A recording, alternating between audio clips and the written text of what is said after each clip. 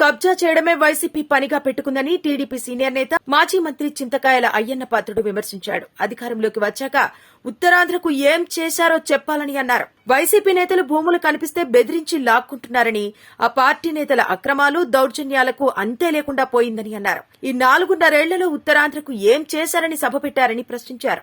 Visakha beach road నుంచి భీమిలి వెళ్లే వరకు ప్రభుత్వ భూములను మిగిల్చారా అంటూ ప్రశ్నించారు. ఇక్కడి ప్రజలు ఎందుకు మీకు ఓట్లెయ్యాలి, భూములు దోచుకున్నందుక, వదిలిపెట్టేదే లేదంటూ ప్రశ్నించారు. 3 నెలల తర్వాత అందరి లెక్కలు తేస్తామని, ఎన్నికల తర్వాత జగన్ లండన్, అమెరికాలో దాక్కున్నా సరే లాక్కొస్తామని, దాచుకున్న సొమ్మంతా కక్కిస్తామని అన్నారు. జగన్ కు తల్లి, చెల్లి, బాబాయ్ అనే తేడా లేదని, షర్మిలను అంతమొందించినా ఆశ్చర్యపడక్కర్లేదని అన్నారు. ఆమెకు భద్రత పెంచాలని కోరారు. రాజశేఖర రెడ్డి ఆస్తిలో షర్మిలకు వాటా రాశారని, అది జగన్ ఇవ్వడం లేదని అన్నారు. తనకు ప్రాణహాని ఉందని, రివాల్వర్ లైసెన్స్ రెన్యువల్ కోసం దరఖాస్తు చేశానని, గన్మెన్ ని ఇస్తానని ఎస్పీ అంటే తానే వద్దన్నానని అన్నారు. ఎక్కడ ఉన్నానో గన్మెన్లో సమాచారం ఇస్తారని వద్దని చెప్పానని అన్నారు. అనకాపల్లి ఎంపీ స్థానానికి తన కుమారుడు దరఖాస్తు చేశారని, ఈ అంశం అధిష్టానం పరిశీలిస్తోందని అయ్యన్న పాత్రుడు తెలిపారు.